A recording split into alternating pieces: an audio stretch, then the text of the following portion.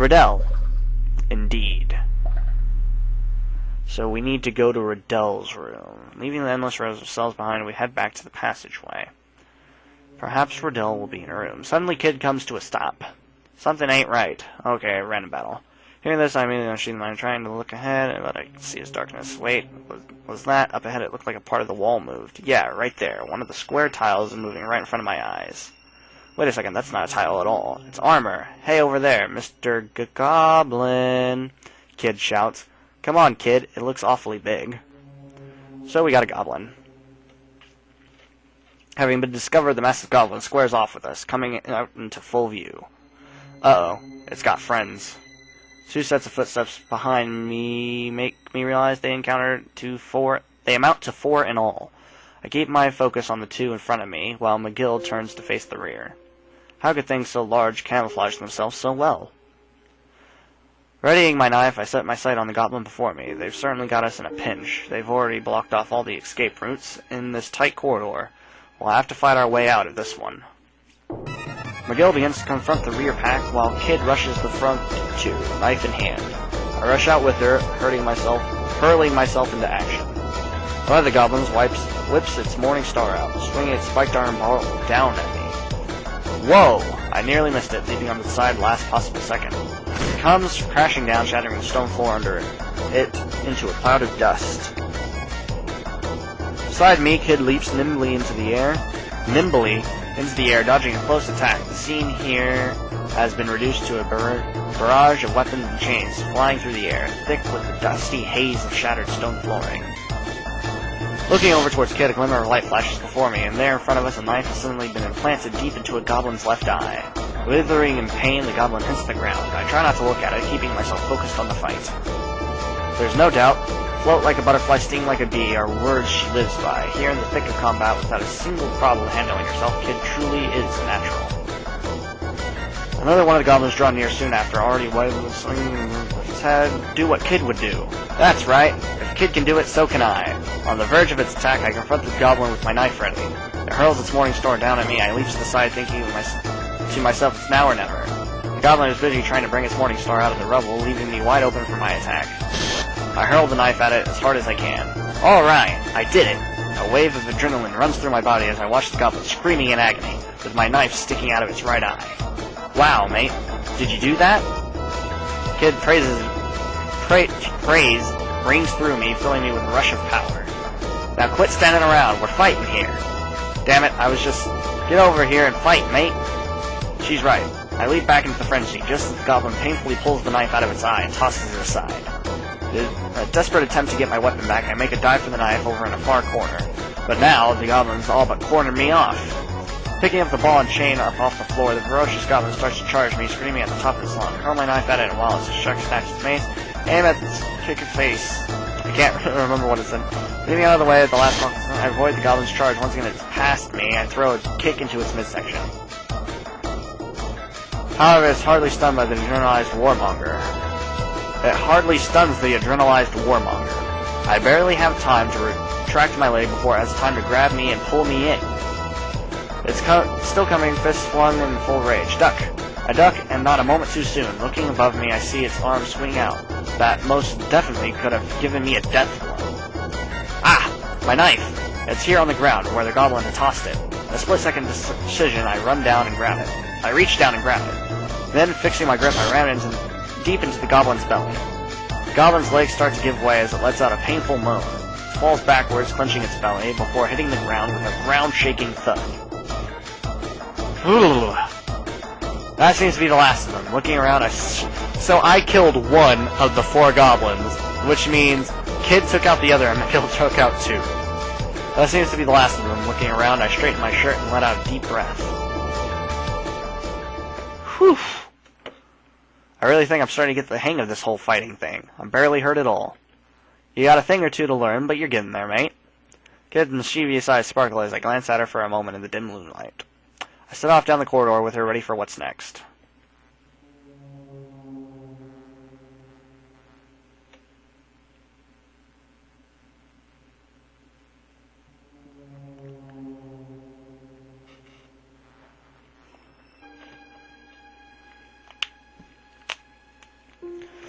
Heading away from the catacombs, we eventually come to a split. Turning right heads back to the atrium, while proceeding straight through will take us downward staircase. Right, so we want to go back towards the atrium. Turn right. Because we need to go to Riddel's room. So from the atrium, we need to go straight forward.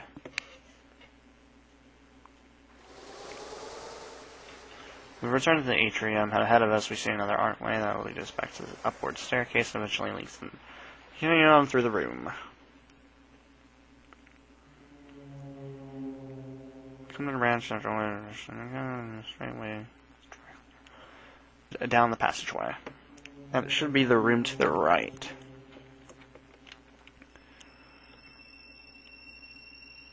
So is Riddel, these are the quarters of Riddel, Lynx's adopted daughter. Continue, enter the room? Is she in there? I'm wanting to say she should be. Come to a comfortably decorated room. Small trinkets have been placed on the desk and shelves, adding some charm. The owner of this room has obviously gone to great lengths to try and bring a somewhat graceful lifestyle into an otherwise dark mansion. Seems to carry an unsettling stillness with it. Someone there? I instantly hide behind the door, trying to figure out where that voice came from. It sounded like a girl, but it wasn't Kid. Yeah, it's Riddel. Got it. It's Link's adopted daughter, Riddel. It has to be her. Odd. I could have sworn I heard someone come in, she says. Apparently she hasn't seen us yet. What do? I keep myself hidden behind the door. Suddenly Kid bolts out from behind a chair. She silently comes up behind Riddel, putting a knife to her throat. Kid, we come for the frozen flame. Where is it? Kid yells in a low, strict voice. Kid, there's no need to be like that, I say, trying to calm her down. Quiet, Surge. Riddel giggles at the two of us. What's so funny? Kid says in a tight tone. Oh, come on. You can't be thieves. You're far too noisy. I wouldn't be saying such things if I was you. Well then, go ahead and cut me. At that moment, I pictured in my head Riddel collapsing with a blue face smeared in blood. Kid, look at her. She's not going to hurt us. Damn it. Alright, still, don't think I'm not keeping an eye on you. Feeling is mutual. Riddel says. Don't worry, we're not your enemies. We're not after your power, I say to Riddel, trying to keep cool. We've just come to talk. If there's anything you can tell us about the Frozen Flame, or perhaps the Acacia Dragoons? Hearing these words, a somber look comes over Riddel's face. After a moment, she begins to speak. The Frozen Flame was kept in a kingdom to the north for centuries, legend has it. With its subtle, mysterious power, it allegedly could guide people and change history, all while somehow remaining elusive to those who sought it, or so I have heard. At the time of that kingdom's downfall, it was seized from its resting place, passed from hand to hand. Finally it came into possession of my father, General Viper. Lynx approached my father as a friend years ago. Blindly trusting him, my father was taken advantage of by Lynx, unable to realize his true intentions. And so, on that fateful day, struck down by his alleged friend, my father was robbed and left for dead. Averting her eyes, Riddel buries her face in her hands. I didn't know Lynx was behind all this at the time he took me into custody. I was just a child. And I think my controller died, and I'm not going to be able to continue. You pain in the... Okay, I'm going to need a minute. Okay, there we go, I think. I didn't know Lynx was behind it at the time. I was just a child. That cursed rock, I didn't know anything about it, and I didn't want to. I don't want to have anything to do with it. I want nothing more than to see all this all come to an end, she says with tears in her eyes. I'm taken aback hearing these words. Suddenly, McGill comes forward to speak. Do you know the old man who currently is locked away in the catacombs? That traitor! Because of him, my father, my dear Zorander. Please, miss. Turning her back on us, Riddel pauses. After a moment, she turns around, letting out a deep sigh. Yes, I know the man of whom you speak. He is an Acacia Dragoon, is he not? McGill asks. He was, before he spent countless days and nights locked up in the torture chamber, losing his mind as well as his identity in the process. I remember the day they removed him from that dreadful room, beaten within an inch of his life. The torture chamber? Yes, a terrible room upstairs where Lynx breaks down people's hearts and bodies. So that's what that room is, probably. upstairs next to the treasure room. Torture chamber. Why didn't I remember that? Riddel shivers, but quickly recomposes herself. Perhaps we may find a clue to his past there, says McGill. I'd hoped it wouldn't come to this. If you must search that room, be sure you have the Einlanzer with you before you do. What? Kid asks. It is a holy white sword created long ago by ancient sages along with its demonic brother, the Masamune. It was the Acacia Dragoons' most prized weapon. It once glided through the air in Zorander's hand, shimmering like a star. Now, however, the Dragoons are all but extinct. The sword has been stored somewhere in this mansion, as though it was some sort of trivial memento. It is much more than a common sword, though. Shielded by its magical enchantment, its bearer would be protected against many forms of evil. Thinking of those memories of days long ago, again Riddel hangs her head in sadness. I wish I could be more of help to you. I apologize. Now, that was plenty. Nah, wait, not now. Nah, that was plenty, Kid says, heading out of the room. But I wish I was more powerful like you people, Riddel says, biting her lip. Stopping in the doorway, Kid looks over her shoulder. Strength didn't get us here. Power comes from believing in yourself. I see. I wish you luck. As she heads out of the room, Kid mutters, hope it ain't bad luck. Let's see, Kid picked up a sword in the clock tower storage room. So we need to go there before heading up to... Well, I guess that's on our way then. Turning to the right and left. Turning to the right will take us to Lynx's quarters, while turning left will go to the ascending staircase. So let's head left towards the atrium.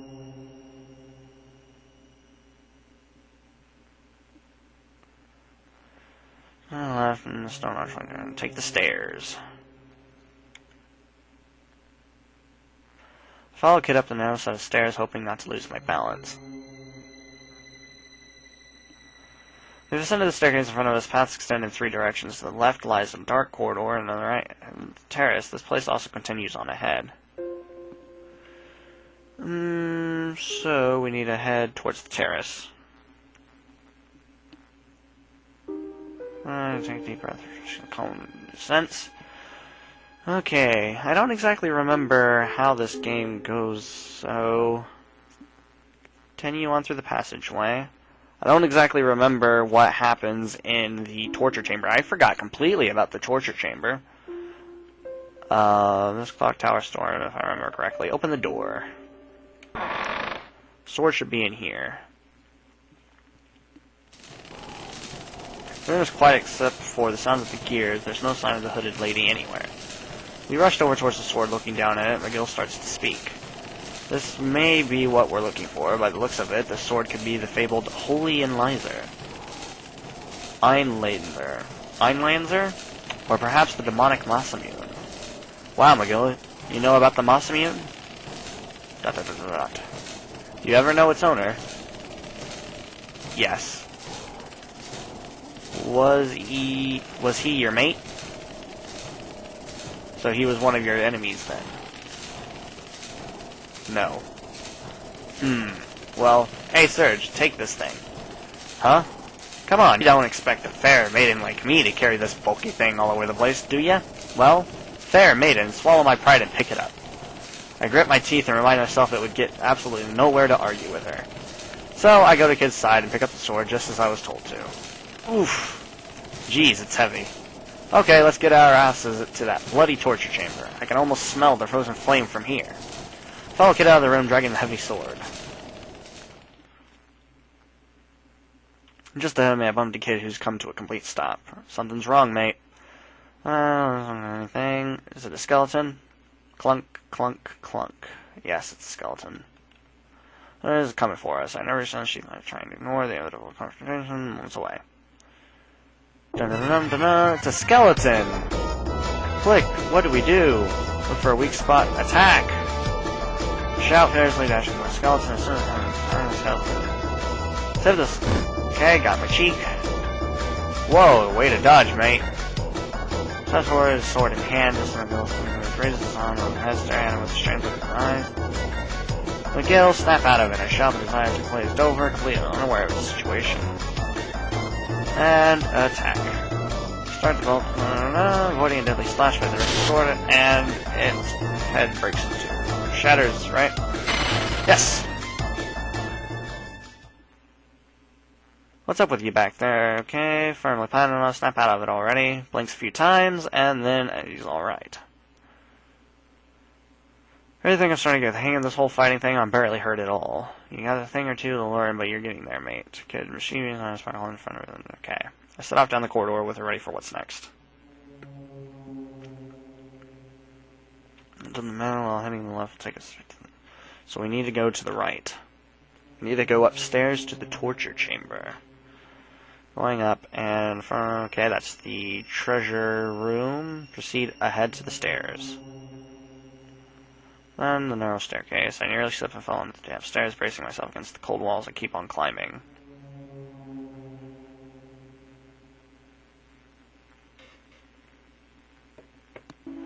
We come to the old stoic-looking door waiting for us silently atop the stairs. Enter.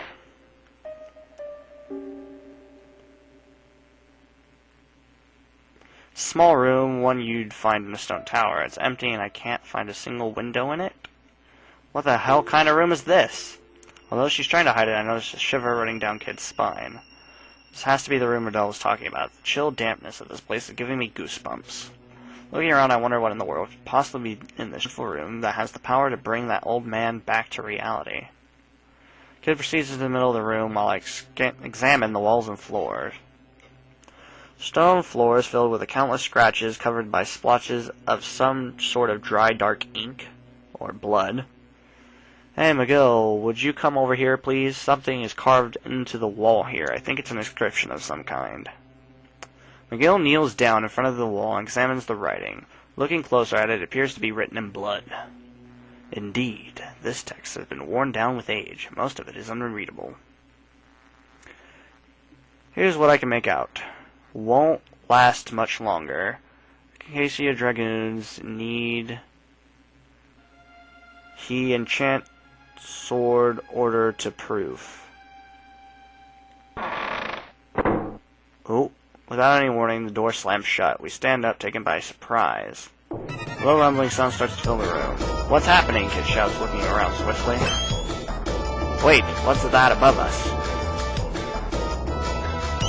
Oh no. What? I don't remember this.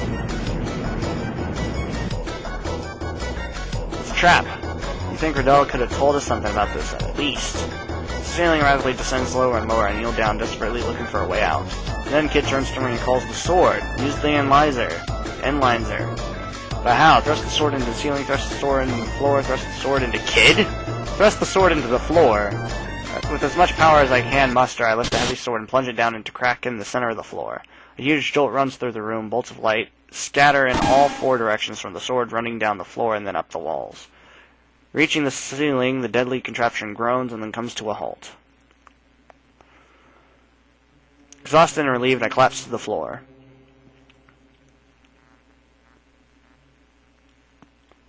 After a minute, I catch my breath and open my eyes. Strange. Now that I take another look at the inscription we found earlier, there's a certain stone just beside it that doesn't seem to have any cement around it. We walk over to it. Kid tugs on it and finds that it's loose. Removing the heavy stone, a dim, glistening light can be seen from far within the hole. Kid reaches in and carefully removes the shimmering object. A beautifully decorated gold ring sits in the palm of her hand. It's adorned with a slender set of leaves, just like those of a fern, decorated with 5 small rubies around it. The Acadian coat of arms, McGill says. Kid tries the ring on, but strangely enough, it doesn't seem to fit on any of her fingers. This ring must mean something to the old man. We could use it to break through his wall, couldn't we? I excitedly ask McGill, already knowing the answer. He nods in silence. Yeah, this has to be it. Abandoning the analyzer, now proudly standing upright like a beacon of light amidst the dismal room, we hurry out of the torture chamber, hopefully never to return again. Moist. So now we need to go all the way back downstairs. We descend the stairs. Okay, so now we need to go back down and talk to the old man. We proceed on down the terrace.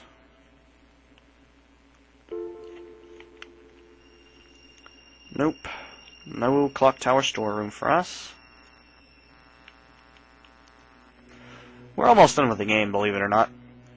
It's not that long of a game, to be honest. Proceed on through the hallway. And then we take a left. Take the stairs.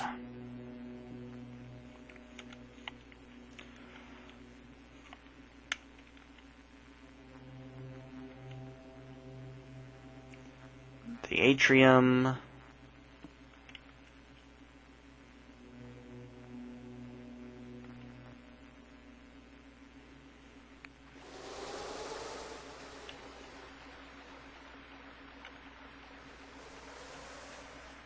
And then another left.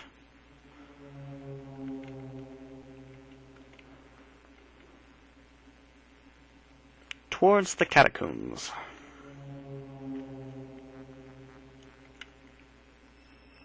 Alright, old man, what do you have to... No matter how many times I return, I don't think I'll ever get any more used to this place. Go in. What do you have to tell us, old man? Turn to the old man, McGill walks up to the cell and grasps the iron bars. He positions his feet and starts to pull away at the bars with an incredible intensity. After a moment, the bars start to bend like taffy.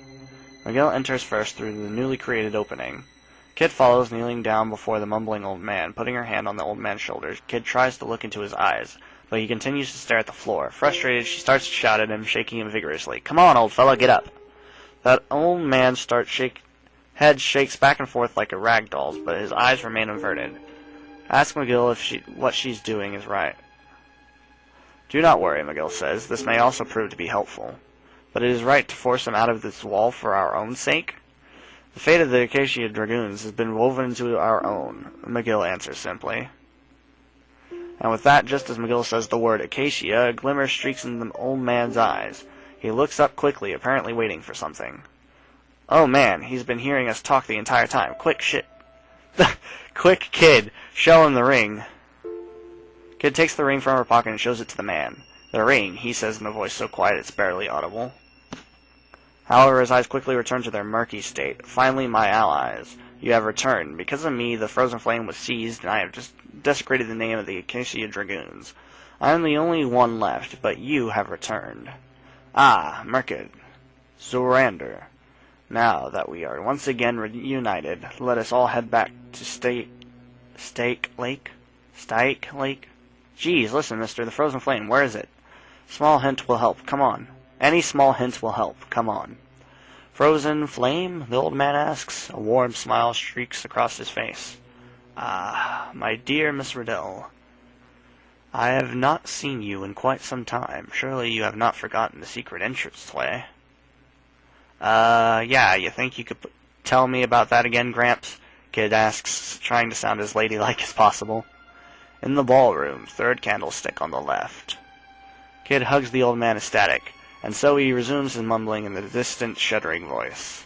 "Please forgive me for your father. I beg you, Riddel. The Dragoons." "It's high time for you to bust out of here, old man," Kid says, pointing to the bent iron bars.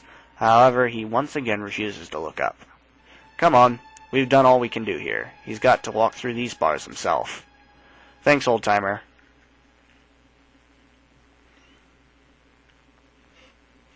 Okay, so with that being done, the end of the game approaches. The Frozen Flame is under the ballroom.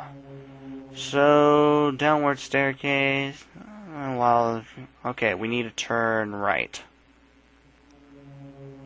into the atrium.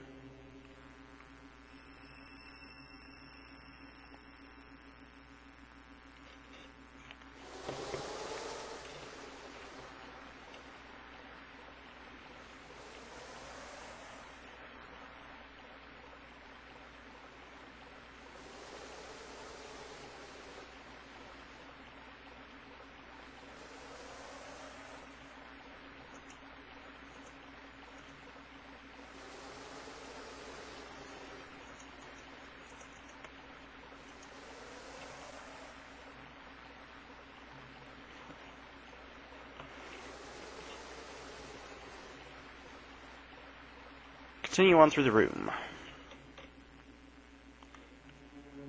And then we take a right, and then a left. Take the stairs. Hoping not to lose my balance, right. Now, do I have enough affection points and health? Head left towards the ballroom.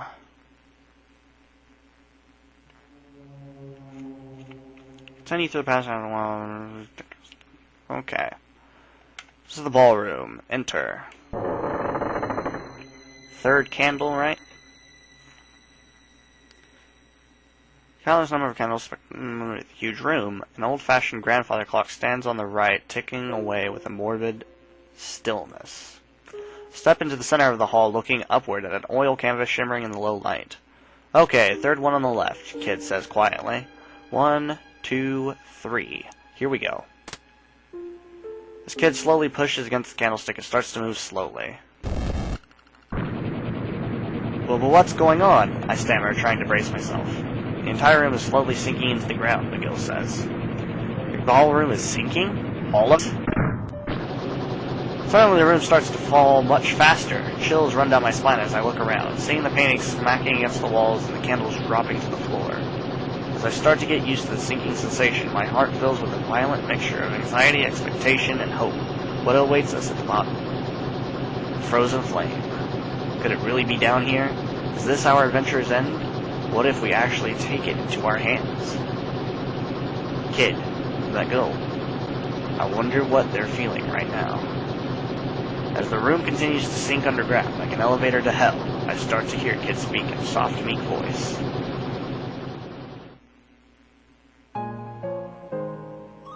Sometimes I do struggle to win, even when I know I've already lost, just like that lady said. Why do I do that? Looking over at her, I realize this isn't the Kid I usually see. There, a faint, shy smile can be seen across her face. Suddenly, I feel something so powerful go through me, it feels like a wave of fire surging through my heart. Why bring us here, Kid? Is it fate? Don't worry, we can't lose, there's no doubt. Ooh, what do I say? Don't worry, we can't lose, there's no doubt. Whatever, Kid says beneath her breath, smiling faintly. Sayings like those never made much sense to me. There's never a case where there ain't a doubt, not a single one. But, thanks, mate. She looks towards me with a meek smile. Looking at her, I realize there could never be another girl like her in the entire world, ever.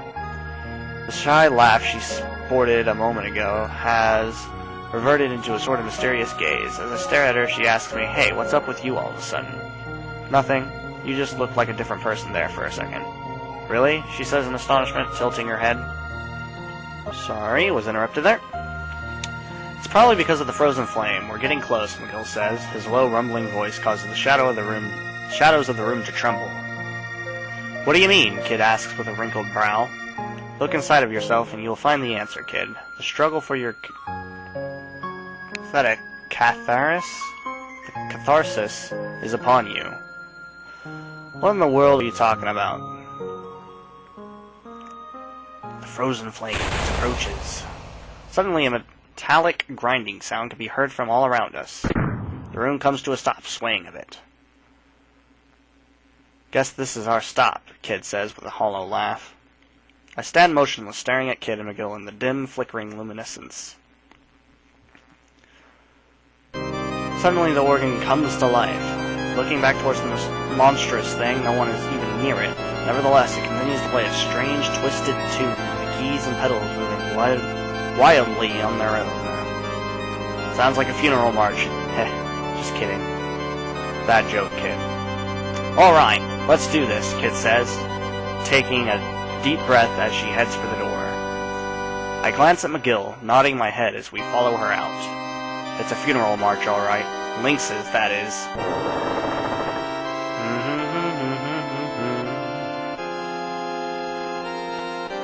We start down the long, dark path in front of us. The air down here carries a thick stench of death. Somewhere further down the passage, Lynx's subterranean hideout awaits. Kid's got a strange look on her face. I can't imagine what must be going through her head right now. McGill, on the other hand, I can